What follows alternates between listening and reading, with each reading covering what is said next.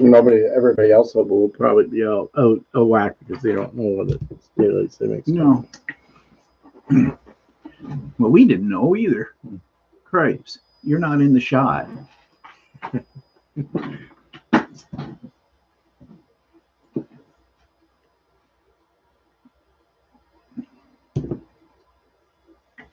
Hello. Hello, who's here? It drives me nuts. We didn't warn anybody either. I know we didn't know that. Yeah, well, no, but I put up my thing as I usually do today, but yeah. I didn't think about the time change, so I don't know when that happened. What's that tube buddy sign in? That means there's two people. That or that. But one of them would be probably... No, I meant that tube buddy thing. That's a thing that... It's a paid thing. I don't know it. It's all... They've had it for years. Well, there's Mary. Yay. Hi, Mary. Hi, Mary. Can you see us and hear us okay? And there's Andy. Hi, Andy. Hi, Donna. We just about didn't get on because we forgot. We didn't even realize that the time change happened last night. Yeah, I know. I came downstairs and Steve was watching TV and I said, oh, my phone says it's like 3:96. But it's weird. My computer did not adjust the time. It's supposed to. So I don't know what happened there. Well, maybe it's not set right for the time change. Because it was the old computer that I saw the wrong time. So I set it to what I thought was the right time. Okay, this is weird. Anybody else get caught up with this? Hi, Virginia. I guess that's what you get when you don't work anymore. Yeah, I guess. Well, the funny thing was, I was thinking to myself yesterday, I wonder when the clocks will go. Yeah. And I was thinking, well, maybe it's not till April now. Because, you know, they screwed around with it at one time. Yeah. And that. But obviously, it was today. Hi, Marilyn. Hi, Marilyn. So did anybody else realize that were we just the dummies and didn't realize that the time had gone ahead? Anybody talking to us? I don't know. She says I'm lucky to know the right day. Well, as you can see, we're in another new location. We're in my craft room here today. Actually, I think we're brighter. It's brighter light now. Yeah, it might be. Well, getting lights from that. Yeah. Donna had no problem. Just us. I don't know. Weird. Oh, wow. We're here now. You have to go around the house and adjust all the damn clocks, too, out of it. What are you looking at? Oh, nothing. Okay. When I look at this, it looks like we're in reverse, but we're not in reverse. I don't know. Does it look like we're in reverse? I don't know. I don't know. I guess it's just my perspective. I'm not... Well, you see, the stairs are going the wrong way. Or maybe not. No, I guess it's just because it's behind me. I don't think they are. You're sitting wrong side. Yeah, I know. In fact, I was going to sit over there before, but that's okay. Well, that's because there's chairs there and I can't get around it. No. So. From one old person to another, get it together. I know. That has never really ever happened to me. Yeah, I know. Actually, I'm usually in ahead. You know, I Jeannie. didn't even think about it, but I thought, today it was really stupid. I should have realized it because I saw the clock on the stove, but it was different than the clock on my phone. So. Well, my computer. And I actually, what I was thinking was, oh, did we have a power failure? Well, what happened was, well, first of all, this computer that we're on right now is my main computer, and Windows came up and said they're not going to support the version of Windows that I now have soon, so you need it to update. So anytime you do a major update on Windows, you know what happens. You know, is it going to work or not work? Hi, Teresa, if it's going to work or not work. But anyway, so I installed it, and it took a couple of hours. And then I decided, well, I've got 3 other computers down here. I should start updating them.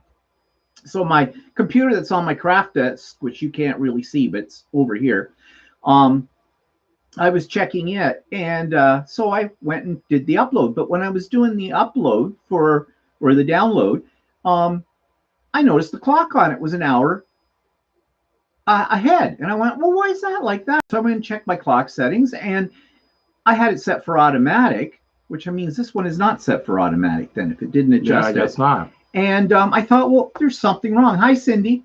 So I went in and manually adjusted the clock, and away we went. And it wasn't until like 10 minutes ago, Walter comes down and goes, "My phone says," I didn't look at my phone. Where's my phone? Oh, my phone must be, Well, I was expecting you to be getting ready for.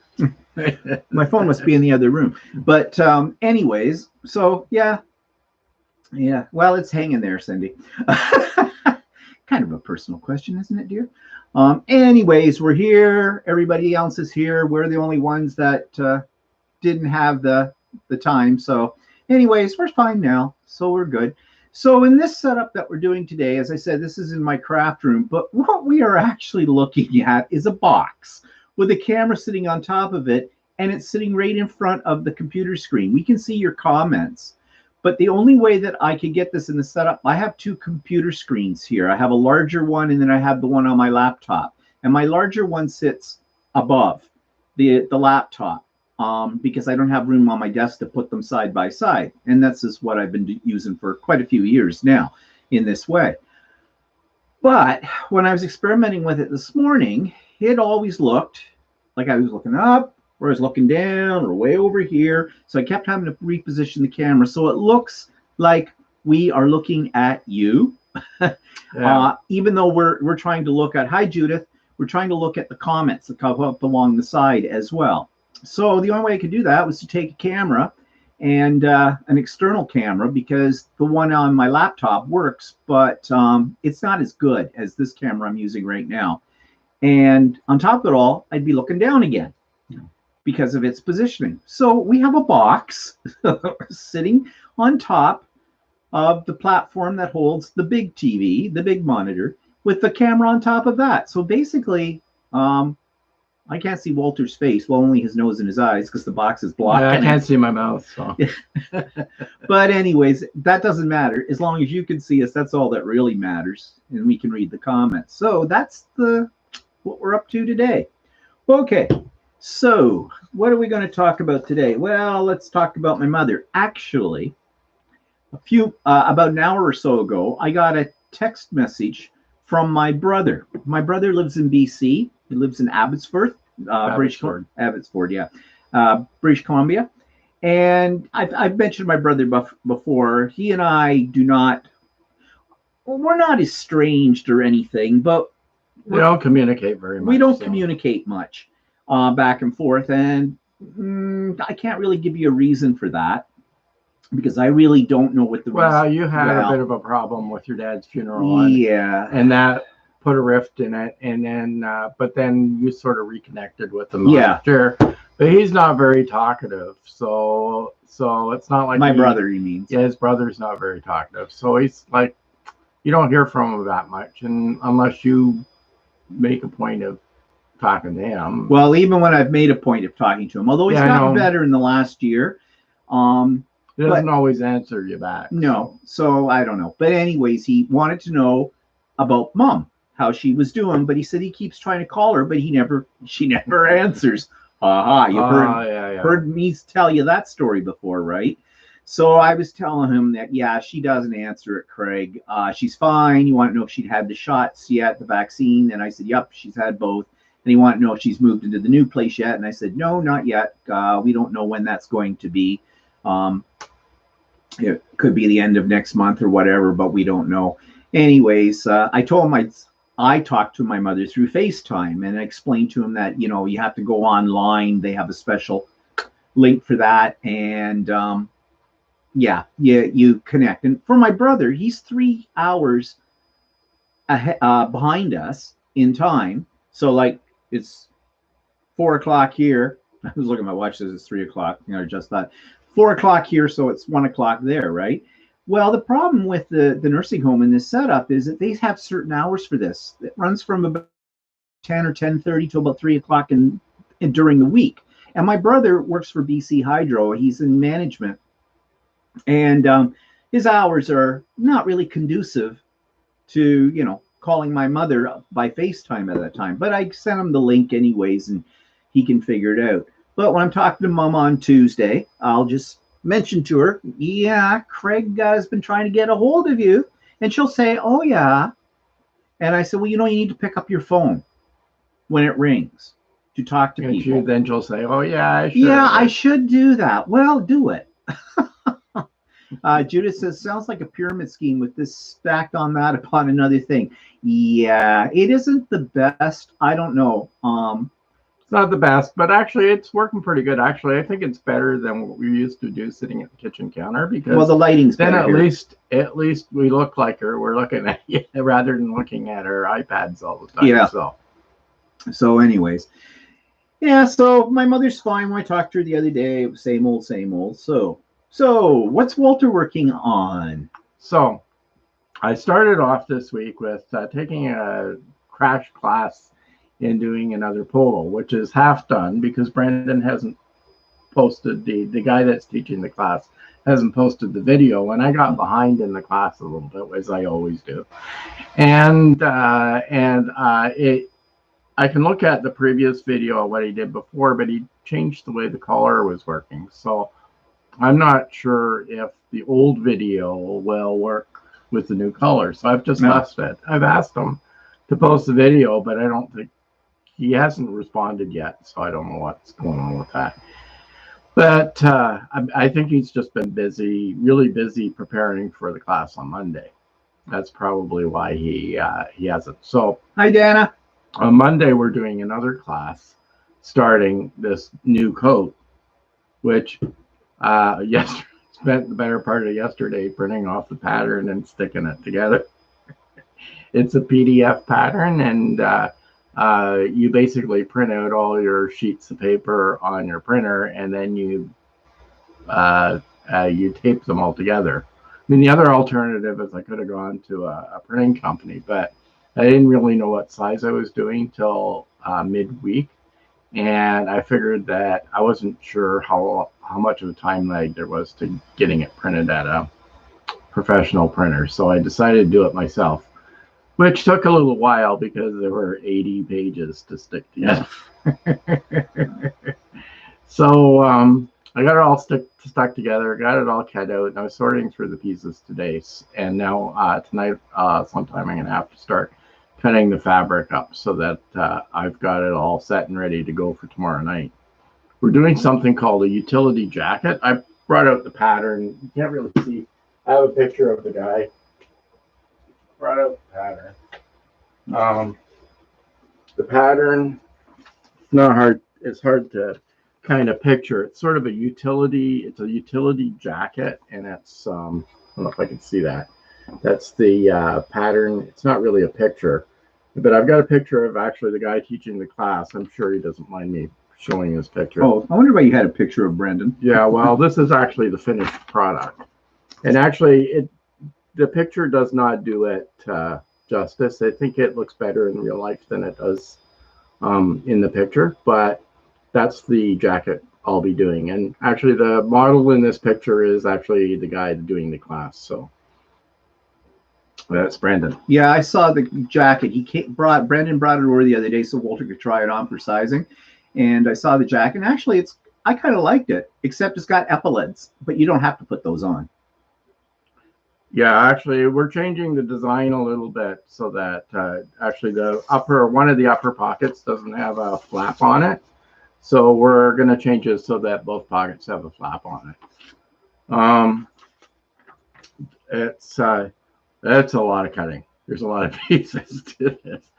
Just the fronts, there's 6 pieces on just the front part of the jacket, and the backs are all in 4 pieces, and even the sleeves have 2 pieces. So there's a lot of pieces. Yeah. Well, anyways, so that's your next project. Well, Mary says, what kind of fabric? I'm using a 12-ounce cotton twill. It's very stiff and thick and heavy. Yeah, it is very heavy. Andy says, does Brandon design the patterns? No, he doesn't actually. This pattern, it's a company, I believe. I'm not sure. I think it may be in Denmark. It's in one of the Scandinavian countries, and it's called Wardrobe by Me, and it's online. And they do have both men's and women's designs, and actually, they're pretty good patterns. I've done several of them so far. There's a lady that puts them together. Well, what Brendan does is this is a brand new pattern that just came out, and what he does is he actually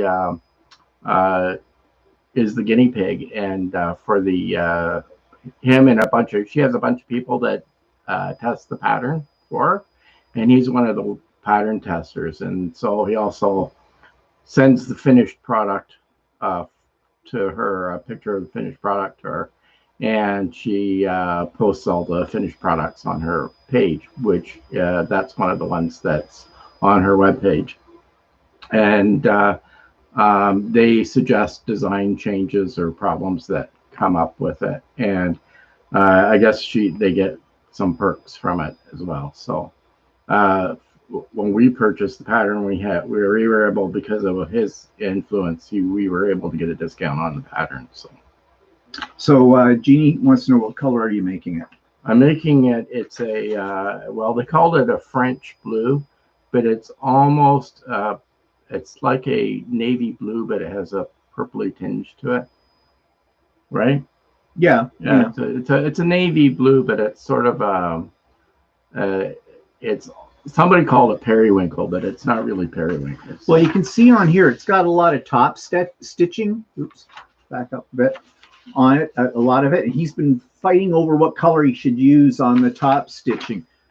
So I was still debating. I'm pretty sure I'm going to do blue, but I was sort of thinking of doing purple. But I'm not sure. Said, actually, he showed me the colors. Both of them I think would work fine. I just said, well, which one do you want to be more bold? I think the purple is a little bit more bold than the blue, which I think would be fine. If you don't want people to see your top stitching, though, you might want to go with the blue. But, you know, your top stitching will be fine. Yeah. Well, I'll use like the needle foots or the feet on them sewing machine that have guides on them, so that it helps keep my stitches straight. Well, Teresa, you can make a lot of money as a bespoke tailor. Okay, I don't know what that is. What's a bespoke tailor? I don't know that term either. My top stitching from other projects I've done is usually pretty good. Yeah, he's actually pretty good. He can sew pretty straight. So with it, I sew pretty straight too when I'm doing quilts, but I would never be able to do garments. There's no way. I mean, I can't sew fast when I'm doing stop stitching, but yeah, well, you don't have to sew fast when you're doing. You can slow down a bit. So I'm using a 12 weight, which is Orifil, which is actually a fairly thick thread, and I need a thicker needle for that. So, Patrice says you measure people and then you sew their clothing for them. Oh yeah, okay. He is thinking about trying to do that sort of thing, but I mean, he is still a fairly new sewer.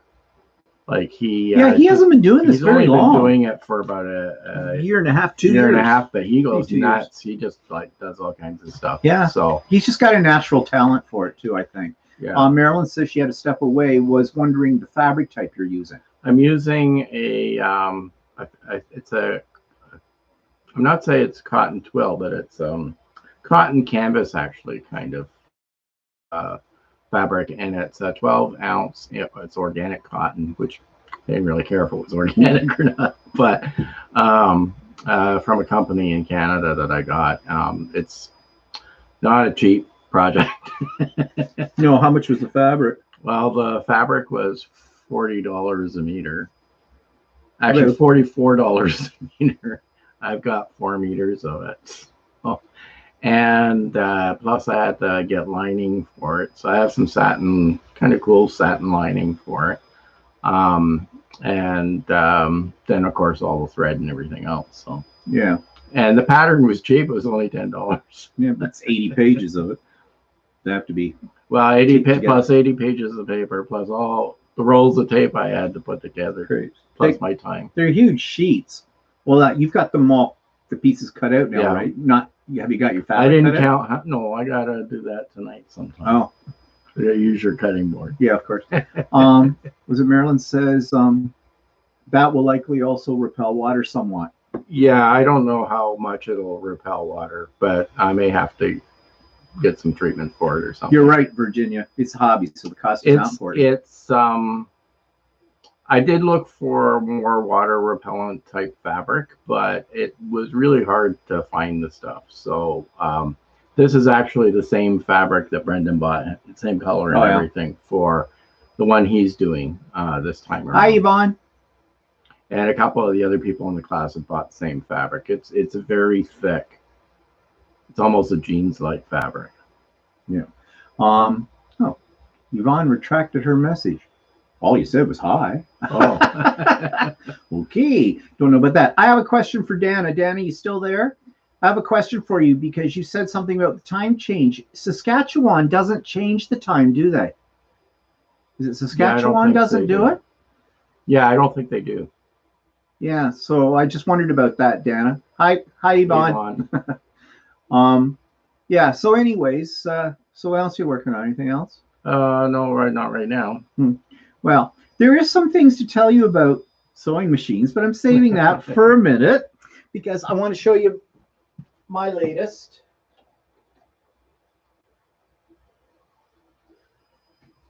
So I just did this on the embroidery machine. I actually did it on Walter's embroidery machine. We'll come to that. It's this cute little umbrella. You can use it as a candy dish if you want or whatever. I just thought they were fun. I got it from OESD online. They were having a sale, so I picked this up. There's another version of this that is completely a free standing lace version of it. This is applique because you have fabric in it. So I may make the other one too to see how that turns out. And so last night when I went to bed, this thing was printing for quite a few hours yesterday. Now, some of you will know who this is. It's The Mandalorian. I am not a follower of The Mandalorian or anything like that. I've heard people talk about The Mandalorian. I know it's a spin-off from Star Wars or whatever like that. But I just thought, well, I'd like to try to make a figurine on my 3D printer because that's what a lot of people do. Mm-hmm. And so I think he turned out pretty good, except Walter went down before he goes to, because I go to bed a lot earlier than Walter does. So before Walter went to bed, he went down to see if it was finished and he could turn off my printer. Well, then he told me this morning, yeah, one little problem. This part of the whatever this thing is had fallen off. I guess it happens in about the last 99% of it. But I just glued it back on. It's fine. But besides that, the detail in it is pretty good. Now, people print these out and they get right into painting them and things like that. I'm not. I printed it in gold. Get it up the right way. But, I just wanted to see what it would be like. I'm printing a very fancy vase right now, and I learned something new today about printing vases. I started printing it, and it was coming out solid. Like, it was a solid piece of plastic, and it said it was going to take like 28 hours to print. And that's not unusual with some designs, and it's fairly elaborate design. But as I'm watching it print, after an hour or so, I noticed, wait, this thing is filling in the inside. You can't get anything down inside that. So I went on to the program. It's a modeling program, a CAD program, and looked at it. And it looked like it was supposed to be hollow and everything like that. But I got reading about some things, and there's a special kind of setting you have to have that makes them hollow when it prints. So I'm redoing it right now. Well, I stopped that one. I never finished it. And I'm doing it now, and it's coming along quite nice, and it's only going to take 4 hours, and it will be able to hold things. So you learn something new every day with these toys. Angel says, time to go to work. Have a good weekend. Bye, Angel. Thanks for dropping by. But anyways, yeah, Dana says it stays the same there, too. That's what I thought. Yeah. I think they're the only province that doesn't, or do they? Maybe? No, I think not sure if there's another one. I know Ontario has been talking about not changing it, but unless they have this thing that it's not they're not going to do it unless the U.S. does it. Unless New York and no, not the U.S. Unless New York State and Quebec decide they don't want to move the clocks ahead or change the time again too. And they're trying to say it's because to do with trade. Well, I don't think that makes a whole lot of difference. Actually, it is kind of dumb to do the time change here anymore. You know, at the time, in a time in history when we didn't have artificial lighting and things like that, it made sense for the farmers and other people, you know, as they get. Yeah, but I don't really think it was the farmer thing that. Well, no, I thought it was, but somebody said that was really just a myth. Reason, yeah. There was another reason. I can't think of what it was, but I don't know. Oh well, it's one of those things. Who cares? Yeah, I mean, it's probably unless you forget about it. Yeah. But well, I didn't forget. I didn't think about it. We didn't watch anything that tells you. Yeah. You know. That's because we don't watch scheduled TV. We no, I guess listen to the news in a couple of days. So. Yeah. So, anyways, so we had an interesting week. No, wait. Well, first of all, jump ahead. Check the notes. Okay. Jeez. We had a virtual birthday party to go to. Good friends of mine since I was a kid. Their father was turning 90. And so they were having this Zoom little birthday celebration. And I'm telling you, well, we haven't gotten any better with age, any of us. That's for sure. I mean, these are old people on Yeah, there. Really, it was. In fact, we're all like 30 years younger than the birthday boy. And, well, we'd almost think we were all in the same generation. Well, not quite. But anyways, that was kind of nice.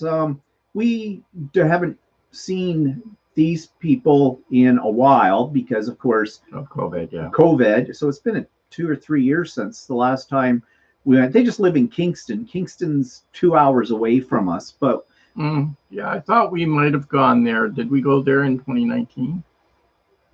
In the summer? We might have been there in 2019. Yeah, I think that was the last time. Yeah. It was the summer. It was 2019. Actually, it was September, wasn't it?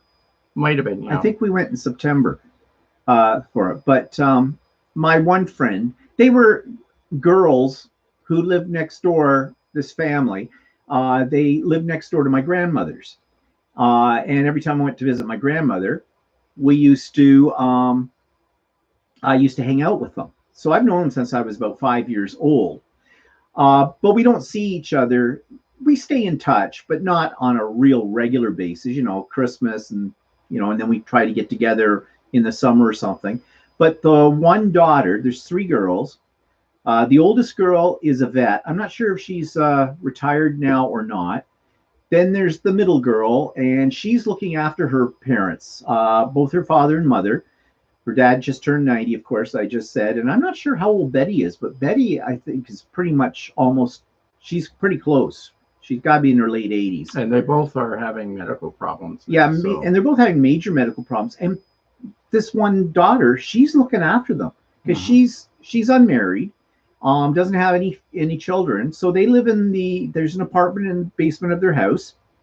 And that's where mom and dad live. And I guess she helps out with everything with them. I mean, I got to give her credit for that because this is no small task at all. So, I couldn't do it. There's no way. And then the youngest... I mean, her parents are reasonably good for their age. For their age, yeah. Now, the youngest daughter, she's lives in Belleville. Belleville is like sort of 45 minutes from Kingston or something. That Cindy? That's Cindy, yeah. Oh. And hi, Nairi. And she's got she loves horses. Actually, they all love horses, but Cindy especially loves horses. Always has, and has a horse. And she was out riding it one day, and I'm not sure the circumstances, but the horse bolted or something. She fell, and the horse kicked her in the head or something like that, or she hit her head. Anyway, she had some brain damage done, and she's been recovering ever since. Now, this is back a while ago when this happened, and she's done remarkably well. But you can tell that it had effect on her. It had a really bad effect on her. But she's doing all kinds of things. She's just taken up quilting as well. So But anyways, it was kind of nice. I think Doug got a kick out of it, their father. And yeah, but it was kind of like, we're looking around, how did you guys get all so old? Then you see our picture. Anyways, it was kind of nice. Dana, what's Dana doing? Dum. I think it's for the time change. Oh, dum. Yeah.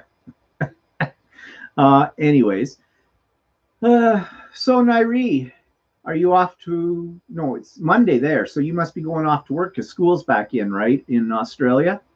But nice of you to pop in. Okay, so what's been in the news? Nothing. Same old on that. So what have we been watching on TV? Still looking for new series. Having Brekkie. Okay. And we just finished something. Or did we? Or maybe I did. I can't remember. Well, we're watching the Resident Alien, which Anita's not on here, I don't think, today. Haven't seen her pop up. But she recommended this show, and actually it is pretty good. It's pretty funny. It's a comedy. And I think I may have mentioned that last week, but that's about it. Now, I'm just started when Walter said, do you realize the clocks went ahead? And I was laying on the couch watching this new show on Netflix called One, which I only saw the first 15 minutes of it. So. How was it so far? It's Australian, isn't it? Is it Australian? Yeah, it is. Oh, I don't know. It's sort of science fiction-y. I'm not really sure. The whole thing has to do with some DNA way of matching people up.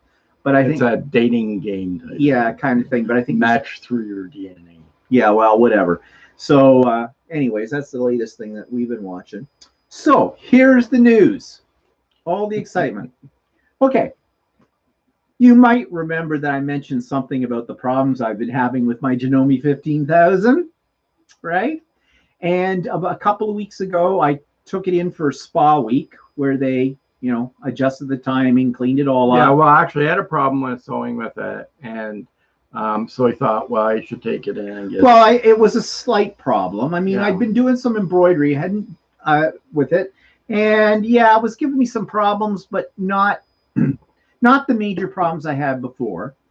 And then I thought, well, it probably needs to be, cleaned and serviced because I usually take my machines in once a year for all that kind of thing. What? I just said, Donna, yeah, we can get Murdoch Mysteries. We probably don't watch it because it's a Canadian show. Yeah.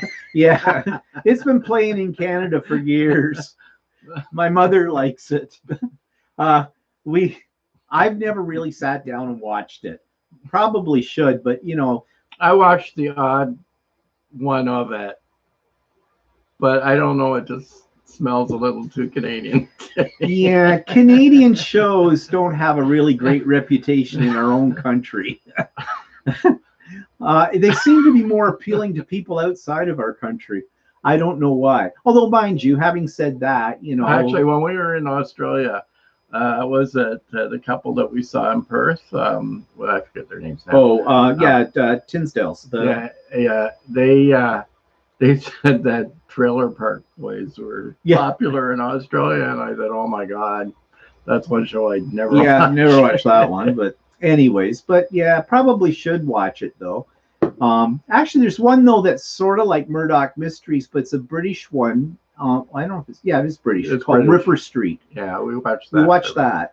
Yeah, it's on Netflix. Yeah, it's on Netflix. It's not bad. But anyways, back to my sewing machine. So took it in.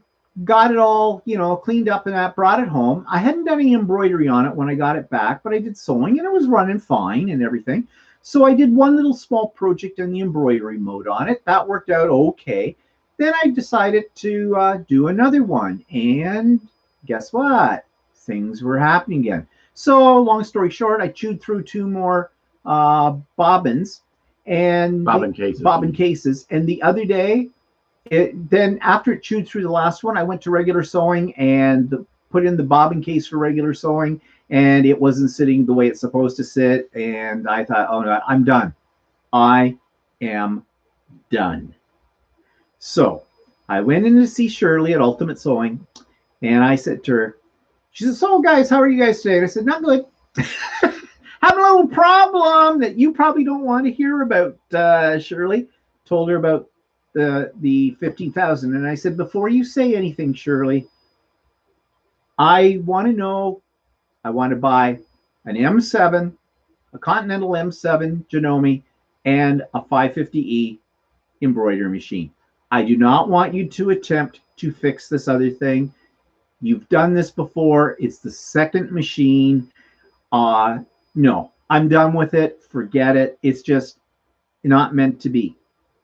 And she kind of got it. Well, first of all, she didn't want to screw around with it anymore either ways, because she was just as PO'd with it as I was. So I said to her, so I mean, this one probably you might have been able to get it fixed or whatever, because it was wasn't an ongoing problem like from the start No. it. But he uses it so much that it's. Well, she actually acknowledged that. She says, you're apprehensive about using it. It gives you, you get all uptight, don't you? And I said, yes, I do. I said, as soon as I start embroidering on it, I'm sitting there and listening and watching. I said, I won't run it at full speed.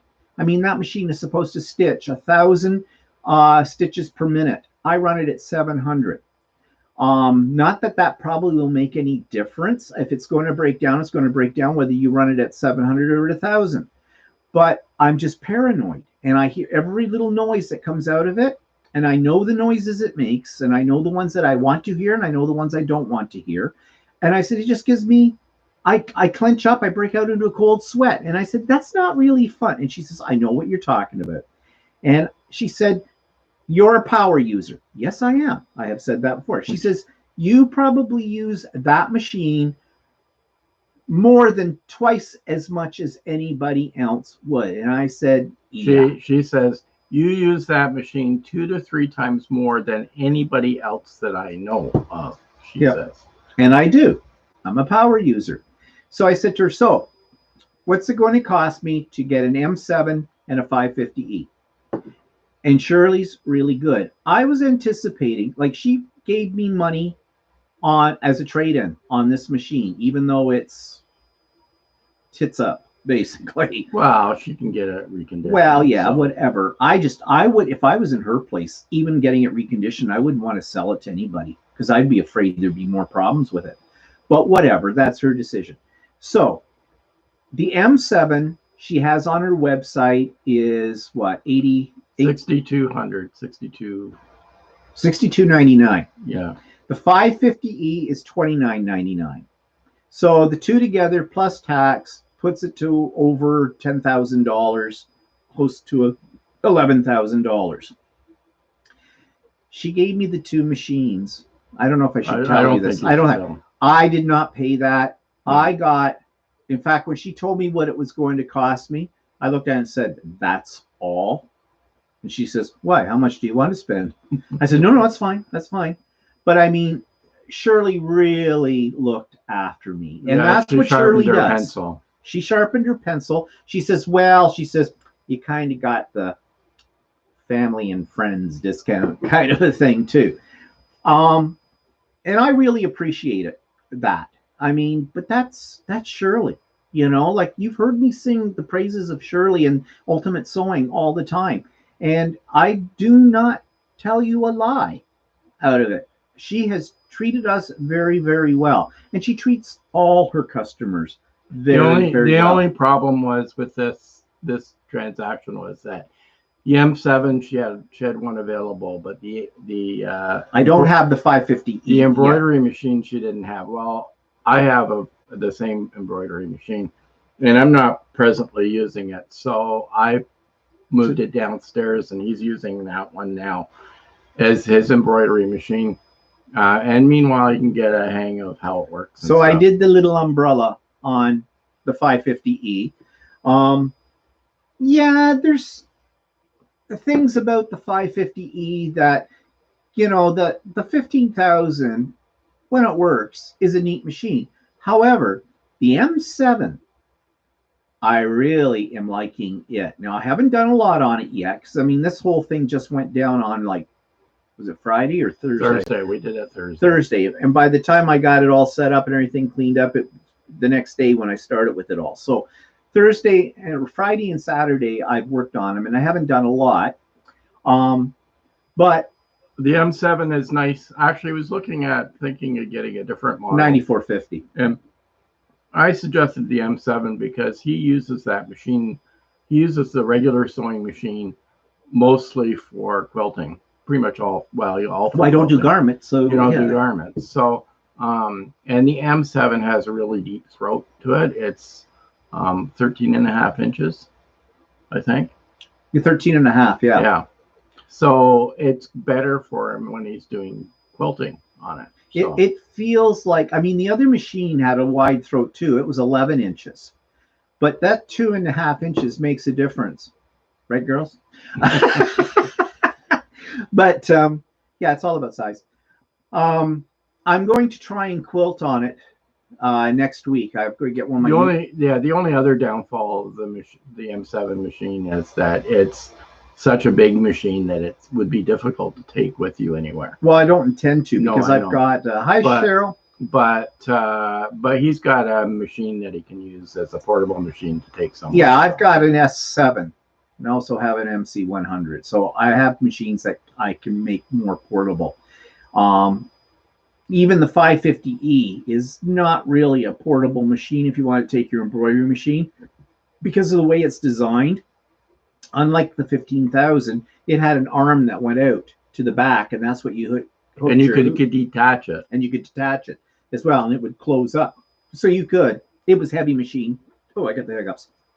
It was a heavy machine too. Like the M7 is 36 pounds, and it's wide. And in fact, the extended table that came with it is bigger than the extended table I had for the 15,000. Which is kind of nice. So we'll truly see how nice it is. They touted it as being their best machine for quilting because of the wide throat and everything like that. So we'll see how this works out next week when I go to quilt. Well, at least one thing is if he runs into a problem with any of these machines, it only does one thing. Yeah. They don't, like the M7 only does sewing, and the 550E only does embroidery. So yeah. And I think that's really the problem with the Janome machines, these Janome machines, the 15,000. It's the combination. There's too many things to go wrong when it gets serviced. Yeah, if the timing gets changed on the machine at all on one side, then the other side suffers from it. And and I don't know if it has anything to do, like I know you said Roy does a good job. I don't know if I think it's very difficult for somebody that's working on these machines to get it right. I am sure that when a 15,000 comes in to be adjusted or fixed, Roy probably just about pulls his hair out. He doesn't have any hair. Well, see, that's why. Because Roy's very good at what he does. Yeah, I know. Like, I mean, Roy's the technician. I had a minor problem with 550 when I first got it. It was just a factory adjustment, and he does all he did was listen to it, and he goes, I can tell you what's wrong with it. And it was a minor adjustment, so, and it's worked fine ever since. Virginia says, does the M7 feature the different stitches that you like to use for decorative work? It has decorative stitches. It doesn't have as many as the 15,000. But yeah, that's okay for me because I didn't use the decorative stitches much on my 15,000 anyways. But it's got enough on there, I think, to do things. It has some unique stitches on it. Yeah. Like, I don't know whether you would want to use them or not. The Shishiko ones, yeah. Stitches, yeah. Which makes it look like hand stitching. Yes, Andy. I thought about that too. Yeah, the only problem with the industrial embroidery machine is that they're very expensive. And yeah, he does a fair bit of embroidery, but I don't think enough to justify. Well, then you have to have a place to put it too. Yeah. As it is with the 550E, I've had to put it, I have a spot for it. The only thing is the spot isn't really wide enough when you're using the largest hoop. And I probably won't use the largest hoop that often. I didn't use the largest hoop on the 15,000 that often. But Walter has a solution for that because he had the same problem with this when he had his machine upstairs, and he just put it on a big board, and you could pull the board out a little bit from the countertop, and it gave you enough room between that and the wall and everything. So I'll just get used to that. Yeah, the M7 has 400 different stitches on it, which it has a fair bit. Okay, Donna's asking about the S7. Donna says, yeah, the S7 has. Yeah, the S7 has decorative stitches, yeah. But like I said, I don't really care that much about the decorative stitches. I probably use more decorative stitches than he does, and my machine only has 200 on it. So, but this one does. This also has, the M7 also has more feed dogs. So you know the problem you can have with some machines, or sometimes even with, you know, on any machine, if you're sewing and you've got a point going in, you're sewing sort of on the diagonal, it can suck the point of your fabric down inside the pressure plate. This one, it has more feed dogs, and one's closer up to it, so it catches the fabric sooner. I can use that. So now I did have to, I was sewing something this afternoon where I had to do it on a point, and I had a couple of points kind of got balled up, caught on it. So I did put in a leader piece first, and that solved the problem. Well, I've done that with other machines too. But that's neither here nor there. I mean, it's nice to have the extra feed dogs though, because they work really well with the dual feed system, the Janome's dual feed system that they have for that. Yeah, actually, Janome has a really good dual feed system on the high-end machines. I have it on the one that I've got, the 6700, and I use it quite a bit for fabric sewing, because especially if you're using a stretchy fabric, I use my blocking foot a lot so that it feeds both sides of the fabric evenly, and that really makes a big difference. And it's got a big screen, and it's got a thing on now. I haven't played with this yet, but it has some basic quilting block patterns in it. And I was playing around with the other day, which I didn't realize it did this when I first saw this feature on it back when the M7 came out about 2 years ago. I saw it when Shirley got it in the store, and I thought, well, this is kind of a useless thing, but actually it's not. You can go in, if you're, say you're making a 9 patch, for example. Well, if you go in and plug in how many blocks you want, it'll figure out the measurements for you and how many pieces you need to make it. So that's kind of nice. I have to play with it a little bit more to see exactly what that does, but something a little different. Virginia, that's right. The dual feed would be nice, yeah. Oh, hi, Joan. Yeah, well, we were almost late too, Joan, because we forgot the time. The clocks went ahead here in our area. But anyways, I'm a little disappointed that I had to give up the 15,000, but if it's a case of my sanity, and like I said, Shirley gave me a really good price, and so yeah, so we got to take the old machine into her next week. I could have taken it on Thursday, but she said no, she didn't want to deal with it on Thursday. Just bring it in next week. I said okay, fine, no problem. Yeah, like, she's good for like she knows us well, so like even when I've ordered a machine or something like that, it's like, do I have to put money down? She goes, no, you're good for it. So yeah, she knows where to live, kind of a thing. Yeah, but anyways, I can't say enough about the service that I have from Shirley. And like I said, and actually, I know he's the 15,000 is a nice looking machine and everything else, and has a lot of bells and whistles. But I think this is actually a good thing, because the M7, I think will be better for quilting. Yeah, I think it will be too, from the little I've used now. But I'll let you know in a week's time after I try actually quilting on it. We'll see how that works out, but I think it will make life a little easier in that case. So anyways, that's my big story about the Janome 15,000. I'll probably talk about it on the Idiot Quilter this week too. I might go into a few other things in a little bit more detail then as well. But you know, our live is not just about sewing, although lately it seems like it is. You may have noticed too that, or you may not have, I changed the name of the channel. It used to be Bland Designs, and the Idiot Quilter is a subsection of it, but it's not a separate channel. And just because I've got more people now watching the Idiot Quilter, I decided to change the name that comes up as Bland Designs and the Idiot Quilter on there. Not that you've probably ever noticed it, but anyways. Another beer. Yeah, okay. Marilyn says, wow, 13-inch throat. That will be great for quilting. That's 13.5-inch throat, Marilyn. That half-inch might make the difference. I don't know. Oh, there's so much you could do with all of this, right?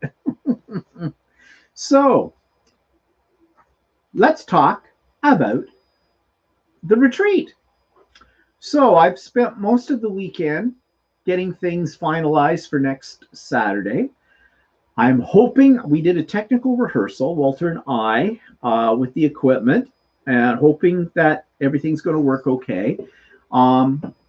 I'm going to be using 2 computers and an iPad with this, but my idea is that from my end, I want things to move very, very without any interruption to people that are on there, especially for people who may not be familiar with using Zoom. So if any of you guys have signed up, and I know a few of you have, for the retreat, tomorrow at some point, I'll be sending out a detailed email with about sign-in procedures, the Zoom link, and some other bips and bobs about the whole day to make things go as smoothly as we possibly can. So I think it's going to work out. We've got lots of prizes. We have 35. We've had 35, actually, and if you count, Kim is giving us something too that's a little bit different than a gift certificate. So we have 36 prizes. That won't cover everybody. Ideally, what I would have liked, but it would have meant having to get other sponsors and things. And, you know, I don't want competing sponsors because the 3 sponsors I have right now are not in competition with each other. I mean, Shirley from Ultimate Sewing, and I've got Carol from Class Act. So we've got stuff for quilters and sewers. We've got stuff for crafters as well, because that's what Carol is. Carol has the scrapbooking store in our area. And then we have courses. Now, they're more geared towards the quilters, but that's through Kim as well. So, you know, there's a lots there. But ideally, it would have been nice to be able to give everybody wins a prize. But I do have the virtual swag bags, and you'll find out about those next Saturday as well. Had some cancellations, but I had the waiting list, and I still have a waiting list, so I'm able to put those people that can't make it because life happened. A few of them, it wasn't life happened. A few of them were from my guild, and they decided that I'm a bastard and they weren't going to have anything to do with it. And they were going to try and hurt my feelings. They didn't hurt my feelings. I've got people on the waiting list who are dying for a spot, so not a problem. One sent me an email yesterday that was, What, Susan? Yeah, don't say names. Oh, okay. That was kind of nasty. But so be it. I mean, she's no friend of mine anyways. I mean, I was only civiled with her because Walter used to work with this person. I mean, so anyways, but it's going to be great. Yeah, what more can I say about it? Yeah. So, I'm hoping that everything will go along smoothly when it comes to the technology. Now, I've had a few people ask me, and I sent out an FAQ on this. I have a few people who've never been to a retreat before, so this will be their first retreat. And they weren't really sure what you do at a retreat. Now, one person asked me about what supplies she would need. I think she thought that maybe some of the presentations were like sew-alongs or something like that. Mm-hmm. And sometimes at retreats, they do have things like that as well. But I explained to her, and I explained to everybody else, in case you didn't know, you just have all the stuff you'd be normally working with on. You're at home, so everything's there. You don't have to worry about forgetting anything for this. But there's nothing special you need for this. Like, there's not going to be a sew-along where you need this amount of fabric or you need these supplies or whatever. No, there's nothing like that at all in it. So you don't have to worry. You already come well equipped. And some people have asked, they say, well, I might be a little late signing in. Well, some people are, because we're starting at 9 o'clock in the morning. I'm opening the doors, so to speak, at 8:30 in the morning, just to get ahead, as people come in, because I have to check you off. And don't you have some people from Europe and stuff like that? Yeah, well, I've got some people like from the West Coast, and so their time is 3 hours behind us. Mm-hmm. So I said, no, there's no problem. You sign in when you sign in. It's okay. It's not a thing to worry about. What's that? Cheryl says the only thing I need is for my family to leave me alone. No. And actually, Cheryl, that brings up another point. And I did put that in the FAQ, and it will be in the email that goes out tomorrow. Background noise. Zoom, if your microphone is on, if there's any noise in your background, like if you've got a really noisy sewing machine, for example, or if you've got a dog that barks, a husband or wife that comes in talking to you, or someone's running a television set, that's close to the proximity of where your microphone is, or a radio, you're going to be the center of attention on there, because Zoom focuses on whoever is speaking at the time, and it puts you up on the screen. But you can mute people. But I can mute people, but I can't unmute people. Yeah. And I said that thing. So yeah, Cheryl, that's right. So my suggestion is, unless you want to speak to somebody or whatever, or to the group or something, just leave your microphone on mute, and take it off as you need it for that kind of thing, and that will avoid that problem. I am sure we will have some problems like that. I mean, it's not a big deal, because I can mute people with it, and I don't want them to think, though, I'm being rude when I do. Well, I'll explain it why I'm doing it. But hi, Anita. But anyways, yeah, I think everything should go along very smoothly. And one other issue, I've had some people cancel out because I said life gets in the way. Was it life, or was it something else, or whatever? This is free. And when things are free, some people feel that it's not a priority. That, they can just pick and choose, whether they're going to go or not go. I don't think that's really fair to an organizer doing anything together. I mean, I do understand sometimes things happen. Okay. Emergencies happen. Yeah. And I did open up that an avenue for that. I said, if for some reason you can't attend, please let me know before the 15th, which is tomorrow, so I can put somebody in. But even if it happens last minute, you can try and get somebody else. And I will, because there can be emergencies. But what I'm saying, I don't know if I'm explaining this very well. There are people who don't commit. And if I had charged money and said it was non-refundable, there'd be a commitment. But because it's free, I think there's the chance that some people, not a lot of people, but some people who would take advantage of that idea and think, well, it's okay, it's not a big deal. It is a big deal when you're organizing something like this. I've been working really, really hard on this, because that's the way I handle things. I don't do it just off the cuff. I've got notes, I have charts, I have people's names.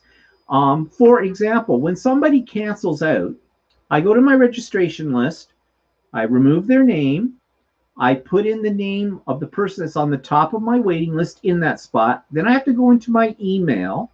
I have to eliminate that person's email address from my group account, because everybody's in a big group account. So everybody, I send out a message once, not 90 of them. They'll all go out at the same time. I have to put in the person that's on the waiting list in there. And if they've already sent me a picture for the slideshow, I have to go into the slideshow. I have to remove that picture, and I have to update the slideshow. And the slideshow has to be compiled, because it's a video file when I'm done with it. It's not just me running a PowerPoint kind of thing. None of this stuff is difficult, but it's easy to get screwed up. And I really don't want to get screwed up. on any of this because, there's prizes involved. I have to keep a record of who wins what so I can send them out to the right people and all that. It's not like being at a physical retreat where you win a prize, I hand it to you right there and then. So I am a very organized person by nature. And, my teacher skills are definitely being used for all of this. So, yeah, that's what I'm saying. I'm just, let people know that I'm hoping that the majority of people, and we won't know until that day, have been serious about this. And I think they probably are. But we'll see. Well, at least there's been some people that have said that. They're not going to be able to come. So at least they were conscious. And that was fine. They gave, they explained. I said, that's fine. Not a problem. Not a problem at all with that. I know come next week, there's going to be, I'm anticipating, there's going to be some more cancellations even after the 15th. And now what I worry about is the people on the waiting list. And, last minute, I'm sending them the thing off. Says, guess what? I've got a spot for you. He already sent a message out to somebody, and they came back and said that they had made other plans that day. So, which is, well, at least they let you know. Well, yeah, they let me know about that, too. So it's going to be interesting on next Saturday when I check off my attendance list as people sign in to see what people don't show up, and I've had no word from them whatsoever about it. And I'll be honest about this. I will keep a note of those people. And if I run another one again, those people will not necessarily be put on the list because of that, unless for some reason they say, I'm really sorry about that. This is what happened. I was in a terrible car accident and a big hole opened up in front of my house and swallowed up all my children. And the dog ate my computer. And my sewing machine broke down, and my husband ran off with the neighbor. Okay, well, that I could excuse. Yeah, it's not a problem. But anyways, I think you know what I mean, okay? But anyways, I want this to be a really pleasant experience for everybody, including myself and Walter, too, because Walter's the co-host. We'll probably be busy doing this. Oh, yeah. So I don't think I'm going to be able to do any sewing during the day because of the way I have things laid out. But that's okay. I don't mind. That's okay. It's our entertainment, too. Yeah. Oh, and be prepared. There will be some spotlights. And those of you that are regulars on the Crafton chat once a month, you'll know what I mean by that. Nah, it's not. Nothing too serious.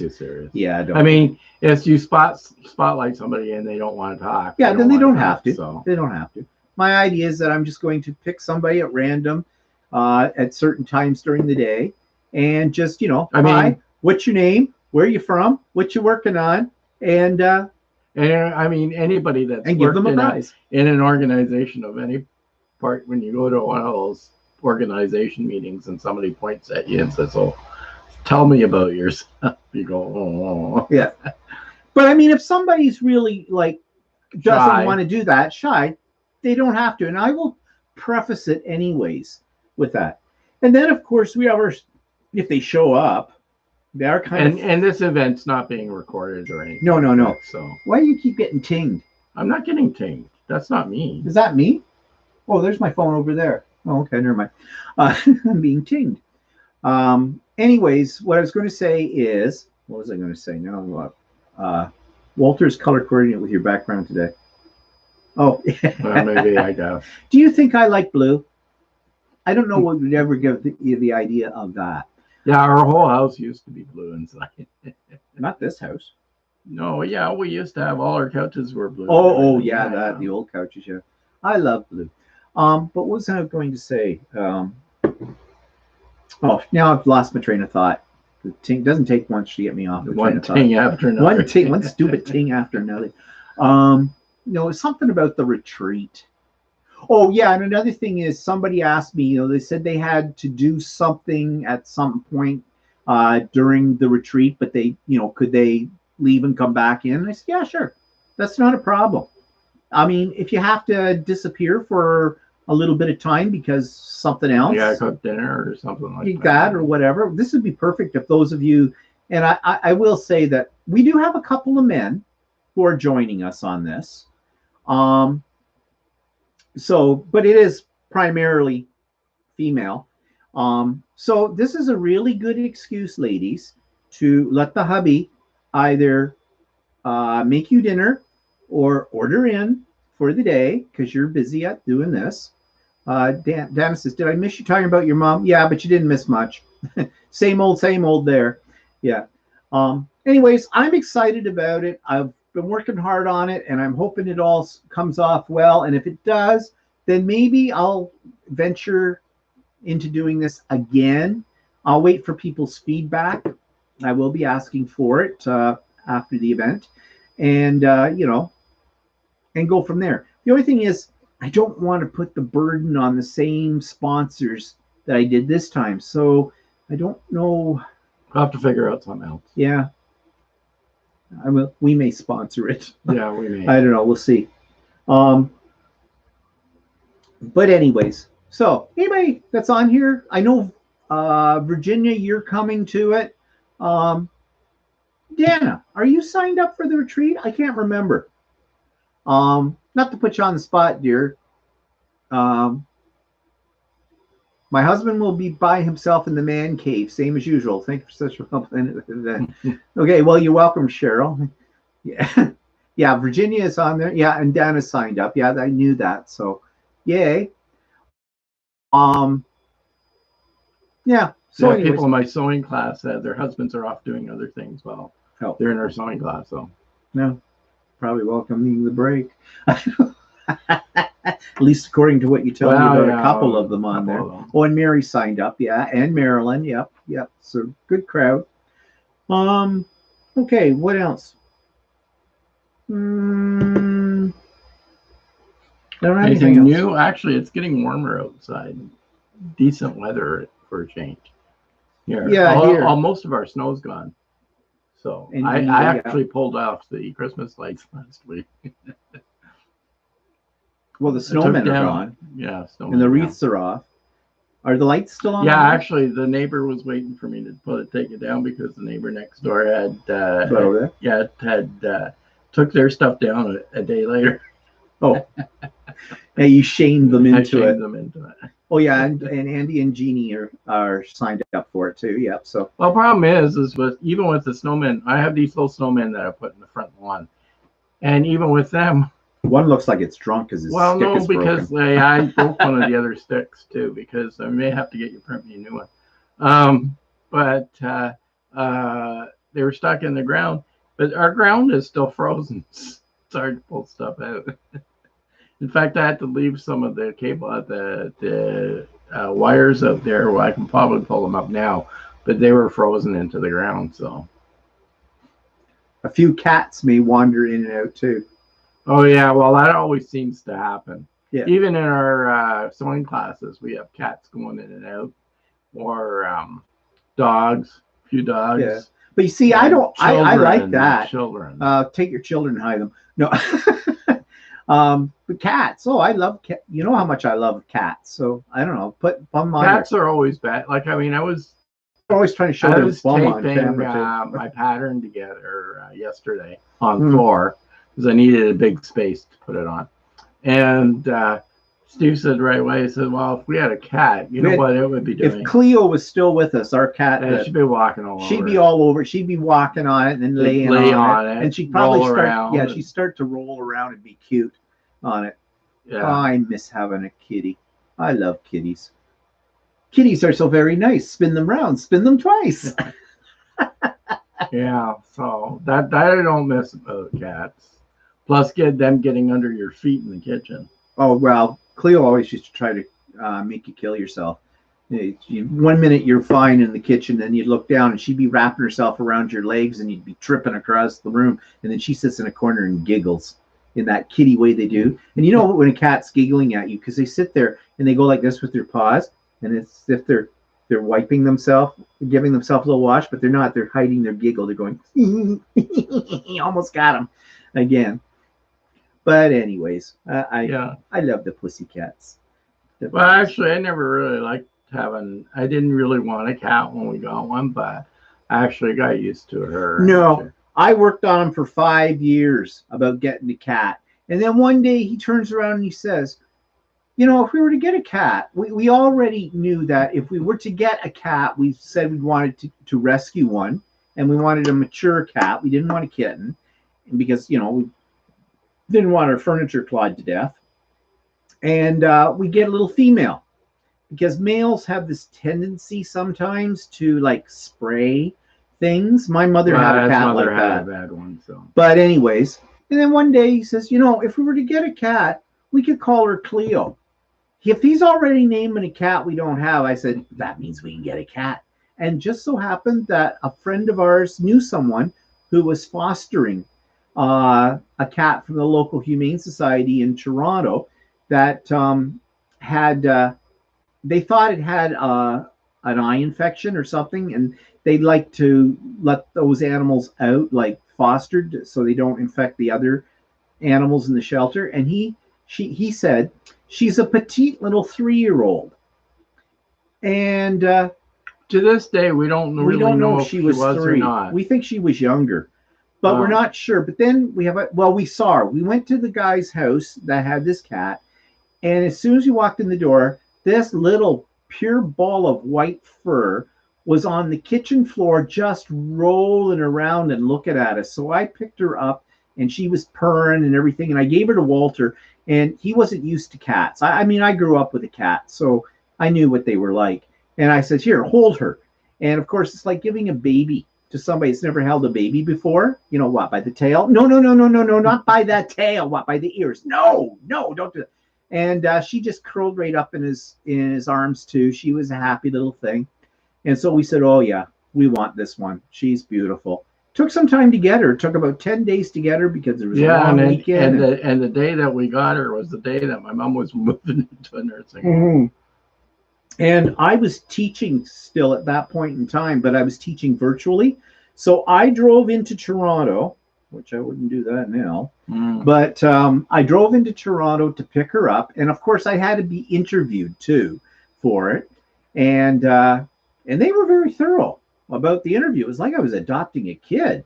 So anyways, I'd already gone out the week or so before, and I'd gone to a seminar. It was about bringing your new kitty home. And we bought a box, a carrier for her, and we got the kitty litter, and we got the food and everything. We're all ready for her. And of course, he was still working too, as well as his mother was moving into a nursing home that day. So I was on my own, and I get her, and I've got her in her little cat crate and that, and I've got her on the floor of the car, the back seat, and I'm talking to her all the way home. And I'm sure that if anybody looked in the window of the car, they would have thought I was nuts, because I'm sitting there going, oh, okay, so you're coming home with us, little thing, and don't worry, we'll be there soon, and the whole bit, because of course, it was strange for her. So when I got her in the house, I had read that all you do is just open up the door on the front of the crate and let them take their time and check out their surroundings. So she did. She kind of got out and she looked around and she walked up the stairs and down. And I thought, okay, well, after a while, she sort of snooped around everywhere. I thought I better show her where her box is. So I took her downstairs where we had her kitty litter box, and I kind of took her and I lifted her into it, and I took her front paws and I just scratched them in the litter to let her know, that was something else that I had been told you should do. This is where you go potty, kind of a deal. And she was fine. And that first night, she got into bed with us, and she was so cute. And she was petite. She was small for a 3-year-old cat. But she got in the bed and she was curled up there, but she had her claws. And that was the other thing. We had decided she was not going to be declawed, because originally I thought I would have a cat and have them declawed. Then I found out what they do, and it's not nice. They amputate their little toes. I thought they just somehow removed the claw. They don't. They take it like your knuckle, the first joint in your finger, if it was us, and they declawed us, that's where they chop it off. And I thought, oh no, I'm not having that done. I'm not having this poor little animal mutilated like that. So we had a waterbed. And next morning I woke up and I felt a little damp. And I thought, oh, did I have a problem? I don't usually. Did Walter have a problem? I don't know. And then, yeah, Yeah, we had holes in the water bed. she had sort of, she didn't really clop, but her nails were so sharp that when she walked on the waterbed, you know how they do, like this, she put little punctures in it. So I patched it, but the next day it happened again. So Well, no, you patched it, but we had to wait a whole day in that. Yeah. So we slept in the guest bedroom bed. Oh, and she was so cute. She got under the covers with us and she had her little head on the pillow between the two of us. She was so cute.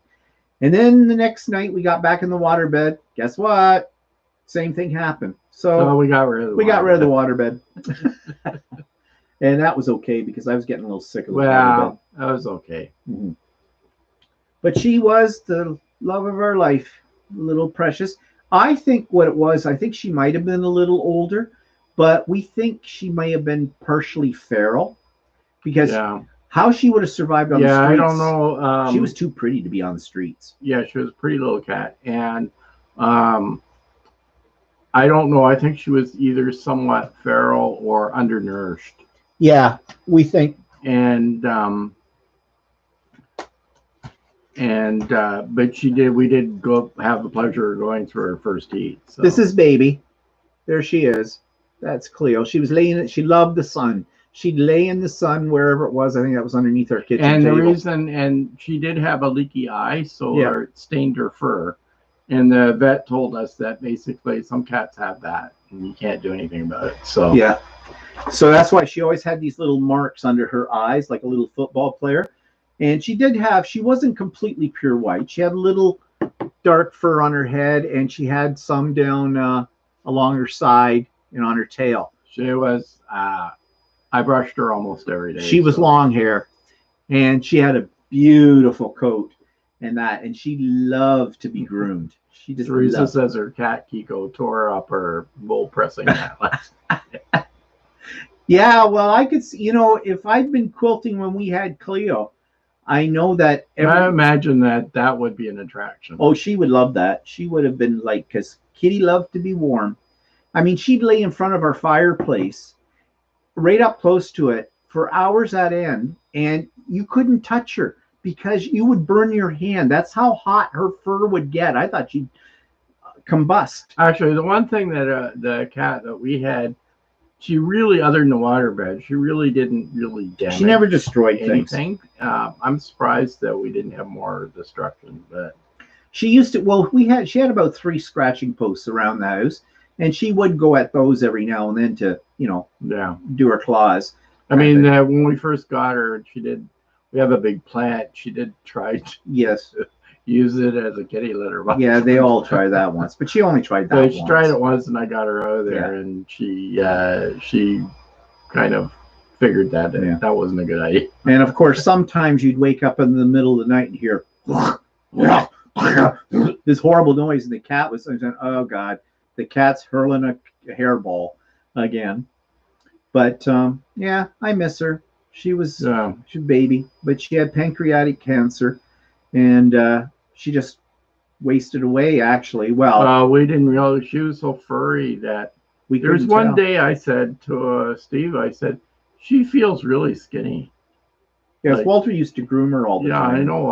I was petting her, and you could feel her, and that was when she started doing weird things. Yeah, she would go to her water, and it was like she was shocked by it. Yeah, right? Like the electrical shock, and I think she was getting pain pangs or something like that. And then that's when I started feeling her, and she seemed skinnier to me all of a sudden. But she was hard to tell that she had actually lost weight. When we took her to the vet, check him out, and he said that he felt that she probably had pancreatic cancer. He couldn't be absolutely sure unless he did an ultrasound and all of that, and that was about $600. And that was okay. I mean, I would have paid the money for that. But she started acting very strange. And she stopped eating. That was when we really knew. She actually completely stopped eating. So, and she wouldn't drink either. So, And she was pretty much on her last legs when we took her in. So Yeah, and that was the hardest thing I'd ever had to do in my life. And that's why we don't have another one right now. I mean, I love them, and I would rescue another one again, except that I don't think I can go through what we went through at the end with Cleo. well, the other thing is, okay, what I worry about is, okay, we're in our 60s now. And, Say it isn't so. and if you get a new cat, you get a new cat. I mean, I don't know how. I don't want to say putting an end to my life, but I worry that if we get into a point where we can't take care of them. Yeah. So Yeah, I know. And well, you never know what their personalities are going to be like too. We lucked out with Cleo, except when she became territorial because another cat came by, and then we had 3 days of sheer hell because she tried to kill us. we never got one again because of we like to travel, and even when we had her, we didn't travel. We never went away for very long. No, the longest we've been away from her was 3 weeks. No, 2 weeks. I thought when we went to China. No, that was 2 weeks. I took a short trip in China because of that. Oh, we took the short bus. We didn't take a long trip just because of the cat, right? But we had a pet nanny service, and they were really, really good. Plus, I had my sister and her kid. In fact, my niece come in. We'd come home, and she'd look at us, and she goes, "Oh, I thought you were going to be the pet nanny or Karen or whatever. So you're back. Wow." Except when we came back from China, she was pissed with us. She was all hearts and flowers when we came in the door. She's rolling around, we're petting her, and said, "Oh, our baby, we're back," and everything like that. Then she walked into the kitchen, it's hardwood floor, and shit. Dropped a big load right there. And as she was doing it, she turned around, looked at us, and was, "Meow, meow, meow, meow, meow, meow, meow, meow, meow, meow," and then walked away from it. And I said to Walter, "Fine, it's out of her system. We'll just clean that up." And then she was fine after that, but I guess she was trying to show us she did not appreciate us being away. So, yeah, I don't know. But anyways, Donna says, "I have 2 cats. I have a friend who stays with the cats while we're gone." Yeah, and we worried. That's why we have our house full of cameras. We purposely put in the cameras in the house, not for burglars or anything like that, to keep an eye on Kitty. And she knew where every camera, what the blind spots were with every camera, and that's where she went with it. She was not a stupid pussy. No, she knew exactly what she was doing.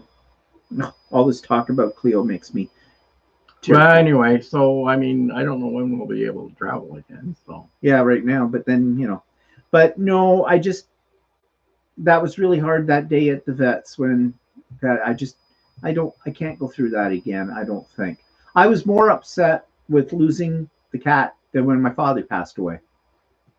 Sorry to say, but that's the way it was.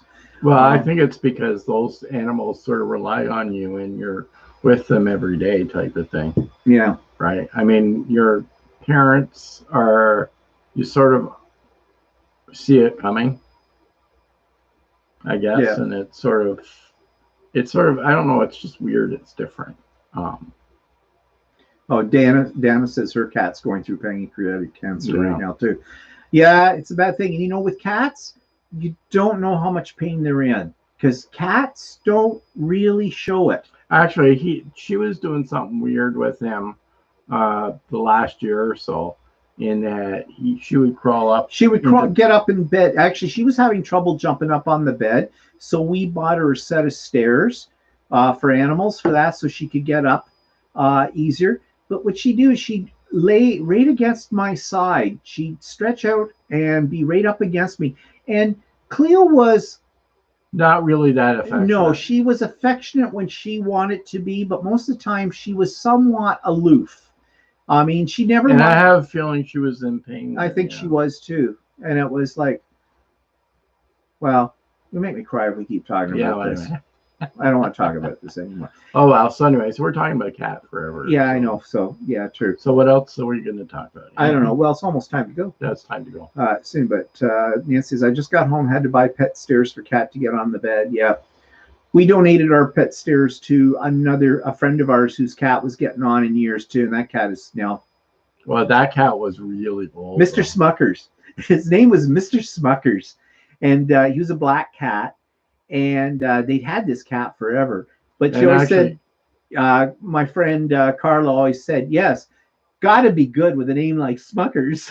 actually, what was funny though, she had a daughter, and when the daughter was little, she went. I forgot about She this. went to preschool, and Carla had to talk to the people that ran this preschool because if she couldn't say the SM word, right? So She couldn't say SM and Smuckers. It came out as fuckers. as Fuckers. So that's when before you have kids, you don't think about what to name your kid. You name your cat. You don't even think about what it would say. Right? Aunt B has 6 cats. Now, if you love cats and you want to see something that's really funny and cute, there's a girl, and I don't know if she's Japanese, Chinese, or Korean, but she has a YouTube channel called Kittysaurus, and it's hilarious. And she's got like 10 cats, and she makes them do little tricks and things. Cats are funny drama queens and kings. Coming home from a week in Texas to shredded toilet paper and paper towels throughout the house. Kids do say the darndest things. One time, way back when I was young, much younger, I went to a restaurant, and a bunch of us were in a restaurant, and there's a mother and her daughter sitting at a table, and all of a sudden, the daughter says, "Mommy, you farted," really loud. Right?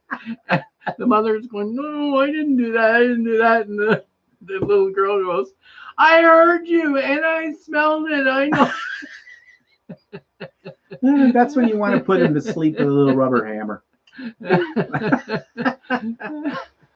Oh, well. Yeah, well, that's okay. Okay, well, I think that's our time, everybody. So I'll see some of you next Saturday. And, of course, next Sunday we'll be on, and well, we'll have the time things straightened out by then and everything. And we'll be doing a recap of things that happened during the retreat. So everybody have a great week. My blog will be up tomorrow, and the Idiot Quilter will be up on Tuesday, and we'll see you all then. So have a good one. Yep. See you all later. Bye-bye. Bye-bye. Actually, I got to find where that stupid thing is now to turn this off because I got the camera. Okay, it's here somewhere. There it is. Just leave. And so, oh, there we go.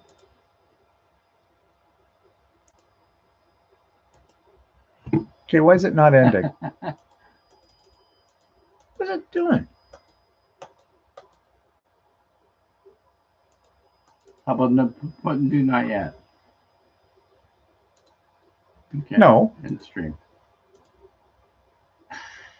Why won't it let us out? Maybe we are out.